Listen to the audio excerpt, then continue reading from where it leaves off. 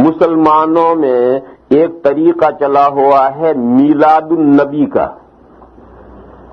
میلاد النبی کیا ہے؟ میلاد النبی ہے ربیع الاول کا مہینہ ہونا چاہیے اور کوئی مہینہ نہیں.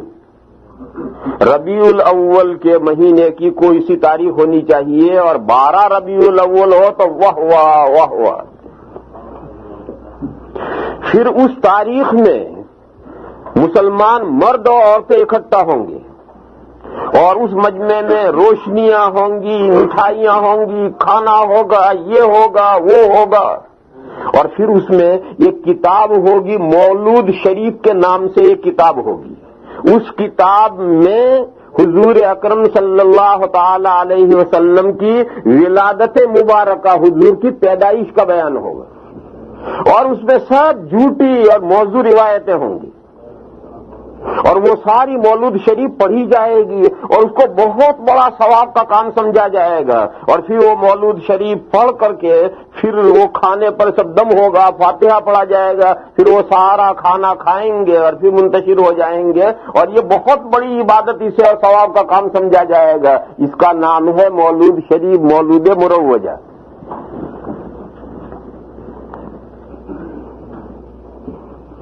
یہ مولود مروجہ جو آج مسلمانوں کے درمیان میں ہے، اس کی نہ تو یہ حضور کے سلف میں تھی اور نہ اس کی کوئی اصل پائی جاتی ہے. اور یہ مولود کا طریقہ شروع ہوا ہے 5th سینچری میں، 5ویں صدی میں. اربل کا ایک بادشاہ تھا، اس کا نام صلاح الدین تھا. اربل یہ ادھری عراق کی طرف کہیں ہے. اربل کا ایک بادشاہ تھا جس کا نام صلاح الدین تھا اور اس نے یہ مولود شریف کا طریقہ شروع کیا ہے اور اس وقت سے لے کر آج تک دنیا میں چلا آ رہا ہے. اور یہ جو 3 دور ہیں سلف کے، صحابہ، تابعین اور تبع تابعین، ان 3 دوروں میں کبھی اس انداز سے مولود شریف حضور کی ولادت کا بیان نہیں کیا گیا اور اس کی کوئی اصل بھی نہیں. اس کی کوئی اصل نہیں ہے. اس کی دلیل بتاؤں میں؟ دیکھو، 2 باتیں متعین ہیں کہ آقائے دو جہاں تاجدار مدینہ حضرت محمد مصطفیٰ صلی اللہ تعالی علیہ وسلم کی ولادت اور وفات دونوں ربیع الاول میں ہوئی. یہ طے ہے، ربیع الاول میں ہوئی. یہ بھی طے ہے کہ حضور کی وفات پیر کے دن ہوئی. پیر کے دن صبح 8:30 بجے حضور کی وفات ہوئی اور وہ دن پورا گزر گیا. پھر اس کے بعد رات آئی، اس کے بعد اگلا دن آیا منگل، وہ منگل کا پورا دن گزر گیا اور پھر منگل اور بدھ کے بیچ کی رات میں آدھی رات کے قریب حضور کو دفن کیا گیا. اتنا وقت کیوں لگا؟ خلافت کا مسئلہ طے ہونے میں تھا اور کئی مسئلے اختلافی آ گئے تھے، وہ مسئلہ سارے طے کرنے تھے. سب سے پہلا مسئلہ تو یہ اختلافی آ گیا تھا کہ حضور کو کہاں دفن کیا جائے. بعض صحابہ کی رائے تھی کہ حضور کا وطن مکہ ہے، جنازہ مکہ لے چلو.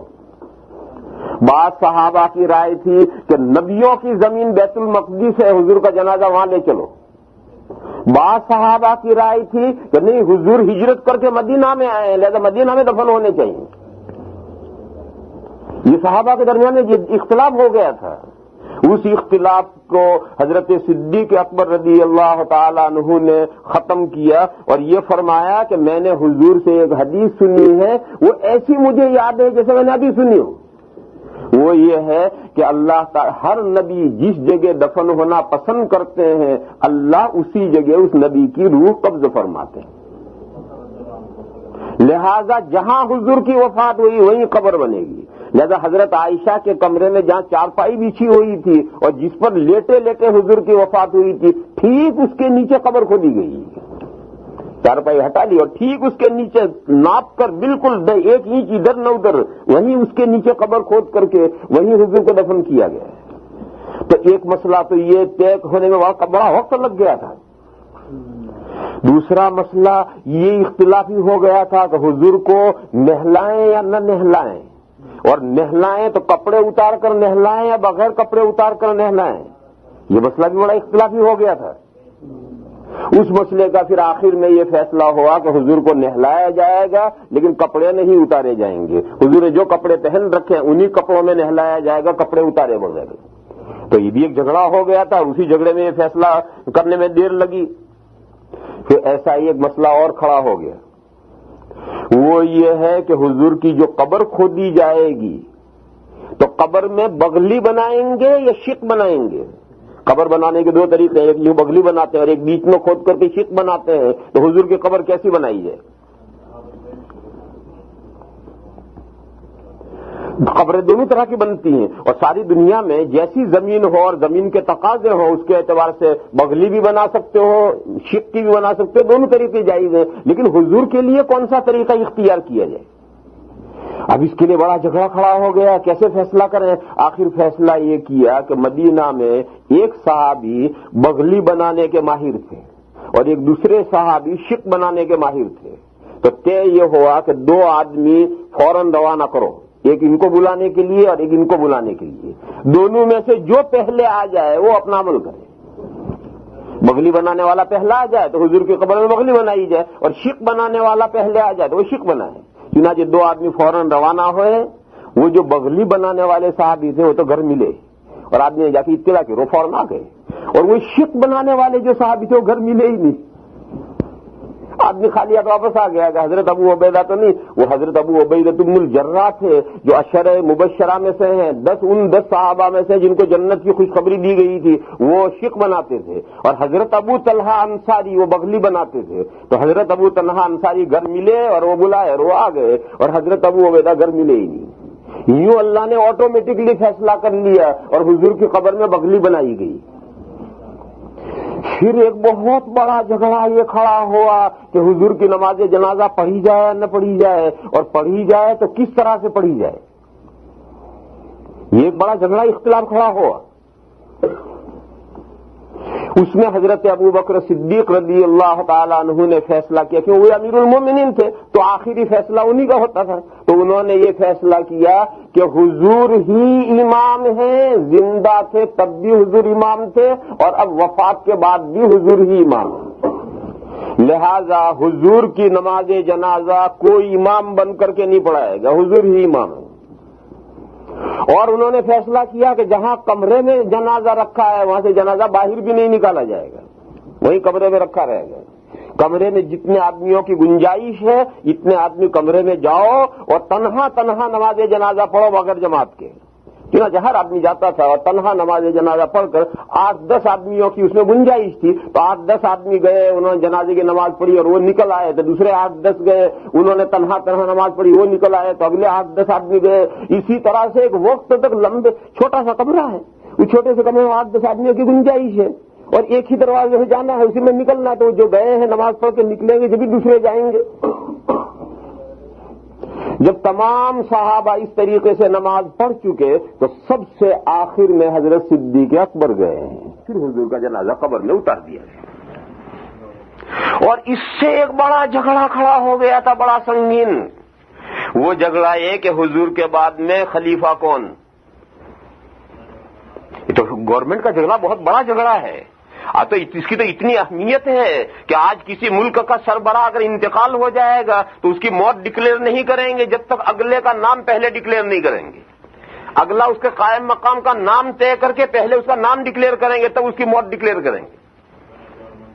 تو اب یہ مسئلہ جھگڑا ہو گیا تھا. انصار یہ کہتے تھے کہ 2 امیر مسلمانوں میں بننے چاہیے, ایک مہاجرین میں سے امیر بننا چاہیے, ایک ہم میں سے انصار میں سے بننا چاہیے. اور دیکھو تو کتنی ڈسپلیشن ہو جائے گا, کتنی مسلمانوں میں تقسیم ہو جائے گی. 2 بادشاہ بن جائیں گے تو 2 گورنمنٹیں ہو گئی اور کتنی بڑے مہاجرین یہ کہتے ہیں نہیں, امیر ایک رہے گا, خلیفہ ایک رہے گا, جسے بھی طے کرنا ہو کرو, خلیفہ ایک رہے گا. پھر اس کے لیے میٹنگ ہوئی اور میٹنگ میں لمبے چوڑے ہوئے اور پھر اس میٹنگ میں فیصلہ ہو کر حضرت صدیق اکبر خلیفہ بنائے گئے. تو اتنے بڑے اہم مسائل تھے جو سارے الجھ گئے تھے. اس کی وجہ سے پیر کی صبح 8:30-9 بجے حضور کا انتقال ہوا. پھر یہ پیر کا دن گزرا, پھر اگلی پوری رات گزری, پھر منگل کا پورا دن گزرا, اور منگل اور بدھ کے بیچ کی رات میں تقریباً آدھی رات کو حضور کو جنازہ دفن کیا گیا ہے. اور اتنا وقت لگنے کے اسباب یہ سب پیش آئے تھے.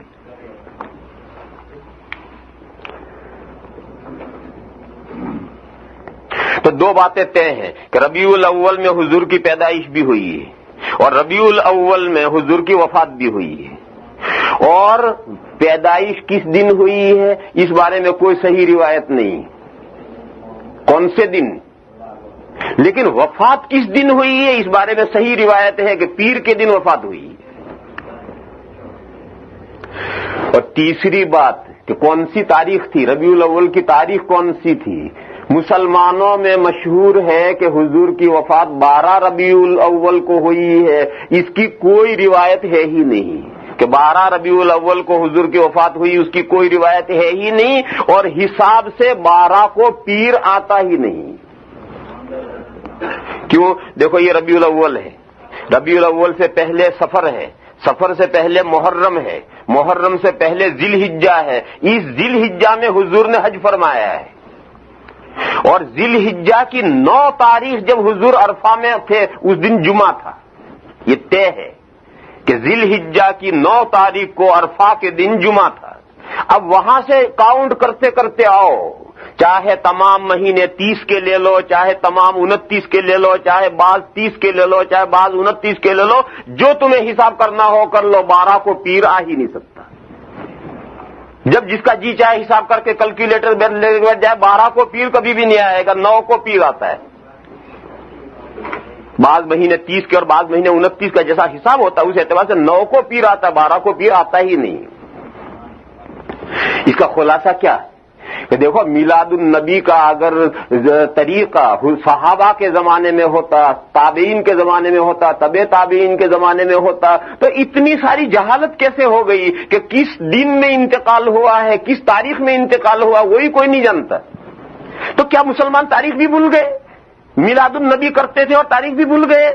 پھر میلاد النبی کرتے کس دن تھے؟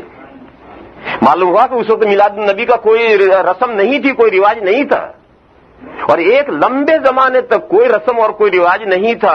یہ تو 5ویں صدی میں اربل کے بادشاہ صلاح الدین نے یہ رسم نکالی ہے، اور جو مسلمانوں میں چلی اور چلتی چلی گئی۔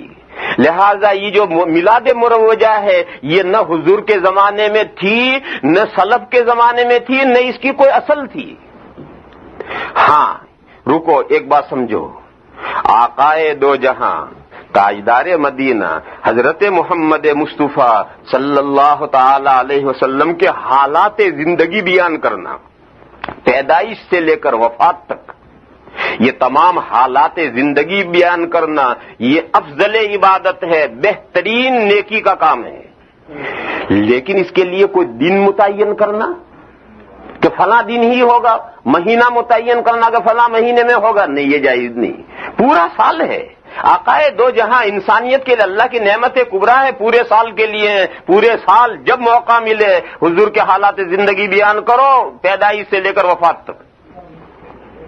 دوسری بات ہے کہ حضور کے حالات زندگی بیان کرو، جائز طریقے پر بیان کرو، ناجائز طریقے بیان کرنے کی اجازت نہیں۔ ناجائز طریقے کی میں 2 مثالیں دوں۔ ایک تو ایک وہ روایات جو گھڑی ہوئی روایات ہیں اور موضوع روایات ہیں، وہ گھڑی ہوئی روایت اور موضوع روایت بیان کرنا جائز نہیں، حرام ہے۔ حضور کے حالات بیان کرتے ہوئے موضوع اور گھڑی ہوئی روایت بیان کرنا یہ حرام ہے۔ دوسرا یہ ہمارے ہندوستان میں یہ قصہ ہے 7-8 سال پہلے کا۔ ہندوستان میں امروہہ ایک قصبہ ہے، اس امروہہ میں کم بختوں نے حضور کی پیدائش کا میلاد میں ڈرامہ بنایا، اور ایک عورت حضور کی ماں بنی اور اس کو بچہ پیدا ہوتا ہے ڈرامے جلسے میں دکھایا، ایک جیسے بچہ پیدا ہو رہا ہے، ایک بچہ لا کر بچہ پیدا کر کے دکھایا کہ دیکھو یہ حضور دنیا میں آئے۔ اور جب وہ بچہ پیدا ہوا تو سارا مجمع کھڑا ہو کر اللہم صلی علی محمد، اللہم صلی علی محمد۔ لوگوں نے کہا یہ سب کافر ہو گئے جنہوں نے یہ ڈرامہ کیا ہے۔ ایک مرد کو عورت بنا کر لٹایا، اسے درد ذہ ہو رہا ہے، اس درد ذہ میں سے ایک بچہ نکل رہا ہے، اور بچہ کو نام دیا حضور پیدا ہوئے، اور سب کھڑے ہو کر درود شریف پڑھ رہے ہیں۔ یہ حرام ہے۔ مولانا مفتیوں نے فتویٰ دیا اس ڈرامے میں جتنے شریک ہیں سب کافر ہیں۔ یہ ہمارے یہاں ہندوستان میں امروہہ میں یہ قصہ ہو چکا ہے 7-8 سال پہلے۔ وہیں امروہہ میں کعبہ بنا تھا، اور کعبہ بن کر وہاں لوگوں نے حج کیا تھا، یہ بھی چکر چلا تھا۔ تو تو میرے بھائیوں ایسی روایت جو موضوع ہیں اور گھڑی ہوئی ہیں وہ حضور کے حالات میں بیان نہیں کر سکتے، وہ حرام ہے، صحیح روایت بیان کرو، پھر بیان کرنے کے جائز طریقے میں بیان کرو۔ یہ ڈرامہ بازی میلاد النبی میں نہیں ہو سکتی۔ اور حضور کے حالات زندگی پیدائش سے لے کر وفات تک پورے سال پر جب موقع ملے بیان کرو، اس سے بڑی کوئی بہترین عبادت نہیں ہے۔ مسلمان اپنے پیغمبر کو پہچانیں گے جبھی تو وہ دین سے جڑیں گے، اور اپنے پیغمبر کو پہچانیں گے نہیں دین سے کیا جڑیں گے؟ تو میرے بھائیوں میں اصل بات یہ سمجھا رہا تھا کہ سلف اور خلف، سلف کے وہ تین دور ہیں، صحابہ، تابعین اور تبع تابعین، ان میں ایک سرخاب کا پر لگ رہا ہے۔ حضور نے ان تین دوروں کی فضیلت بیان کی ہے۔ اسی وجہ سے سنت اور بدعت کا معیار یہ ہے کہ سلف کے زمانے میں جو چیزیں ہوتی تھی یا جن چیزوں کی اصل پائی جاتی ہے وہ سب سنت ہیں اور جائز ہیں، اور جو چیزیں سلف کے زمانے میں نہیں ہوتی تھی اور اس کی اصل بھی سلف کے زمانے میں نہیں پائی جاتی اور آج اسے دین کا کام سمجھ کر کیا جا رہا ہے، ثواب کا کام سمجھ کر کیا جا رہا ہے، تو وہ بدعت ہے۔ اور اگر دین کا کام سمجھ کر نہ کیا جائے، ثواب کا کام سمجھ کر نہ کیا جائے، جیسے عید کے دن شیر خورما پکتا ہے یا مرغا بنتا ہے، گجراتیوں کا مرغا بنتا ہے کہ نہیں عید کے دن، اور ہمارے ہندوستان میں شیر خورما پکتا ہے، تو اسے کوئی عبادت سمجھ کر نہیں کیا جاتا، کوئی ثواب سمجھ کر نہیں کیا جاتا، ایک رسم ہے۔ یا جیسے عید کے دن جہاں عید کی نماز خطبہ ختم ہوا تب کھڑے ہو کر دے معانے کا، حالانکہ ابھی گھر سے ساتھ آئے تھے اور اب دے معانے کا چل رہا ہے۔ تو اب یہ معانے کا یہ کوئی دین کا کام سمجھ کر، عبادت کا ثواب کا کام سمجھ کر نہیں کیا جاتا ہے، مگر یہ کیا جاتا ہے۔ اور گھر لوٹ کر ایک دوسرے کے گھر جائیں گے اور ملیں گے، عید ملن، اور صرف مرد ہی نہیں ملیں گی، عورتیں جائیں گی، اور عورتیں ہی نہیں جائیں گی، نوجوان لڑکیاں اپ ڈاؤن کریں گی اور شاندار کپڑے پہن کر اس محلے سے اس محلے، اس محلے سے اس محلے عید ملن، مگر اس کو کوئی عبادت ثواب کا کام سمجھ کر نہیں کیا جاتا۔ لہذا اسے بدعت نہیں کہیں گے، اسے رسم کہیں گے، اسے کہیں گے رسم، اور جسے ثواب کا کام سمجھ کر کیا جائے وہ ہے بدعت۔ اور ممنوع دونوں چیزیں ہیں، رسمیں بھی ممنوع ہیں، بدعتیں بھی ممنوع ہیں۔ بدعت تو ممنوع ہونی ہی چاہیے کہ جو چیز دین میں نہیں ہے اس دین کے اندر یہ اضافہ کرنا، ایجاد بندہ، یہ تو ممنوع ہونا ہی چاہیے۔ رسم کیوں ممنوع ہے میرے بھائیوں؟ یہ رسمیں بڑھتی یہ گلے کا توق بن جاتی ہیں، پیر کی اور ہاتھوں کی بیڑیاں بن جاتی ہیں، پھر لوگ اتنے پریشان ہو جاتے ہیں کہ کہیں سے قرض لیں گے، مریں گے، ماریں گے، مگر رسمیں ادا کرنی پڑیں گی۔ اس لیے یہ گلے کے توق ہیں، ہاتھوں پیروں کی بیڑیاں ہیں، اسلام نے ان رسموں میں پھنسنے کی بھی اجازت